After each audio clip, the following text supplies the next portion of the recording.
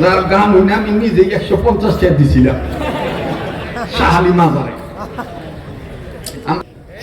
কয়েক বছর এরকম টান দিবার পারি নাই মমতাজের জ্বালা। হাসিনা শেখ হাসিনা খাইয়া কাম পায় নাই, আদাইরা বাদাইরা মাদাইরা মহিলারে নিয়ে সংসদে ঢুকাইছিল। কথা বল না কেন? সে পার্সোনাল ভাবে বলছিল বেচারির কণ্ঠ কি শেখ হাসিনা জানে না যে ওই রকমের চাইতে হাজারো কণ্ঠ আমার দেশের বহু ওলামায়ে কেরামের আছে।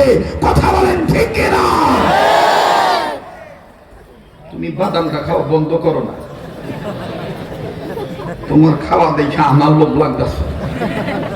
খাইবা খাইবা আমারে দিয়ে খাও। রাগ করতেছেন নাকি? আজ যদি একটু সময় দেন তো মন খুলে কথা কম। রাজি আছেন না? আছেন না রাজি? এই বেটি ওই একটা সারা রায় আল্লাহ আপনি কবুল করেন। বলেন আমিন। আবার বলেন আমিন। এই মহিলা, এই মহিলা আলেমদেরকে কম জ্বালায় নাই। বড়টার কথা কই নাই, গায়কের কথা কই, বয়াতির মাইয়ার কথা কই। হ্যাঁ, বয়াতির মাইয়ার ব্যাপারে কথা কইলে তার কোনো দ্বিমত নাই, কথা কয় না। বাপ মিয়া সংসদে দাঁড়াইয়া কাপড় আসল ঠিক করে কয়, মাননীয় স্পিকার, এদেশের আলেম ওলামারা একলাই বুখারী জানে না, আমিও জানি। বুখারী কি জানো? বলে বুখারী শরীফের অমুক অমুক এই আছে, গান জায়েজ আছে। অতএব আমার দেশটা বাউল ফকিরের আউলের। আমি এই অনুষ্ঠান যেদিন দেখছি ওদিন খালি হাসি। আর কিছু জাপানি পাম দেওয়া ব্র্যাক মার্কা কিছু নেতা আছে, দেখবেন মমতাজের কথা হই না টেবিল থাবড়াতে কথা কয় না, ধরে কথা কয়। হায় রে বেটি, যার গান হইনা ছাত্র জীবনে তখন বুঝছিলাম না যে ওরা টেহা দিলে গুণা হইব। যার গান হইনা আমি নিজেই 150 টাকা দিছিলাম শাহালি মাজারে। আমার মাদ্রাসার পাশেই তো শাহালি মাজার, বুঝছেন না?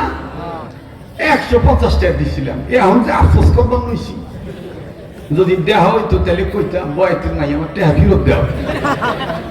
হ্যাঁ ঠিক আছে না? বাপরে বাপ, এই বেটি একদিন ওই কোন বস্তু কিনবার গেছে ছাত্র ভাইদেরকে নিয়ে, হঠাৎ করে দেখি মাইকে আওয়াজ আসতেছে। ছাত্র জিজ্ঞাসা করলাম, ভাই এটা কি এর আওয়াজ? কয় একটার আওয়াজ এবার নিছে। আমি কই কিনা টিনা ছোট মজাই দেখাই। পরে আবার দিয়ে মাইকে কইতেছে, এখন আমাদের সামনে আজকের যিনি প্রধান আকর্ষণ সিঙ্গার থেকে আগত মধুবয়াতির মেয়ে মমতাজ বেগম আপনাদেরকে গান গেয়ে শোনাবেন। অলি আল্লাহর শান। ভালোই লাগলো। ঘটনা না হইলে যাইয়া দেখি, বাপরে বাপ, বোধমাগাদমা চেহারা ব্রয়লার মুরগি, আর এই কালার কালা। তখন তুমি আমি বুঝতাম না গুণা না নাকি, কথা কয় না। ছোটবেলায় কে না পেয়ারা চুরি করে নাই, কেরা বড় চুরি করে নাই, দুষ্টামি ভাই আমি কম বেশ সবাই করছে, কথা কয় না। আর যে করেন নাই আমার হাতে দেখা করি না, আপনার হাতে লোক একটু মুসাফা করে দাও, কথা কয় না। এককাল মানুষের থাকে এরকম দুষ্টামি করার নাকি কম। এই বেটি তখন একতারা দুতারা নিয়ে কি কায়দা করে মাঝখানে তাবটা টান দিল, আর আওয়াজ দিল। এবার বাসে দিয়ে আর একজন হারমোনিয়াম রয়ে রয়েছে, আর কিছু আছে টাকুর টুকুর ঢোল বাইরেছে, তবলা বাইরেছে। বেটি ভট করে কেউ বেরোইল। ও আবার সাথে আর একটা কয়, হ্যাঁ, মানে জোর তুলতেই লাগছে 40 মিনিট, কথা কয় না। মানে বাপ উঠাইতে সময় লাগে 40 মিনিট, কিন্তু আল্লাহ আলেমদের আল্লাহর পক্ষে গাইতে এত ভাব লাগে না, কথা কয় না। ভাব লাগে? এই বেটি পরক্ষণে কি কায়দা করে বলল, আকাশটা কাঁপছিল কেন, জমিনটা নাচছিল কেন, বরফের ঘামছিল কেন, যেই দিন গান গাইছিল খাজা সেই দিন। এই টান হুনে কত মানুষ দেখি টিয়া দিবা নিছে। আমি কইলাম যে কিনবার আইছিলাম, দেখা ওই টিয়াটা দিয়ে দিই। টিয়া দিছি, ও মা!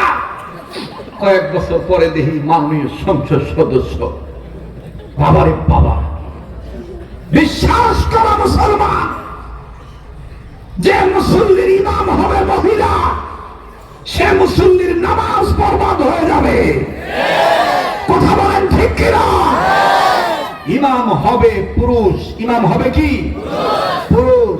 আমেরিকার দোহাই দাও, আমেরিকাতেও তো নারীকে গ্রহণ করলো না। কথা কয় না?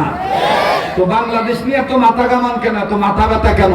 কারণ ওরা জানে বাংলাদেশে সবচেয়ে কোরআন হাদিসের উপর আমল বেশি হয়। কোরআন নাজিল হয়েছে মক্কা মদিনায়, তরজমা হয়েছে ভারত উপমহাদেশে, ভারতে, পাকিস্তানে। আর কোরআন হাদিসের উপর আমল করে বাংলাদেশের খেটে খাওয়া তিন মজুর মুসলমান। কথা বলেন ঠিক কিনা?